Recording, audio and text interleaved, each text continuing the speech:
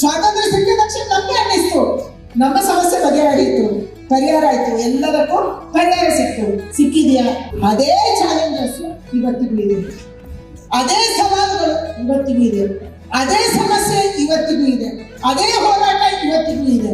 ಅದಕ್ಕಾಗಿ ಸರ್ಕಾರ, ಸಂಘಟನೆಗಳು, ನಮ್ಮ ವಿಚಾರಧಾರೆ ಎಲ್ಲರೂ ಒಟ್ಟು ಸೇರಿ ಒಟ್ಟಾಗಿ ಯೋಚನೆ ಮಾಡಬಹುದು. ಮತ್ತೆ ನಮ್ಮ ವಿಚಾರಧಾರೆಯಲ್ಲಿ ನಮ್ಮ ಸಂಖ್ಯೆಯನ್ನು ಹೇಗೆ ಹೆಚ್ಚು ಮಾಡಬಹುದು, ವಿಚಾರವಾದಿಗಳ ಸಂಖ್ಯೆ ಕಡಿಮೆ ಆಗಿ ನಮ್ಮ ವಿಚಾರದ ಸಂಖ್ಯೆ ಹೇಗೆ ಹೆಚ್ಚು ಮಾಡಬಹುದು, ಇದು ನಮ್ಮ ಸವಾಲು.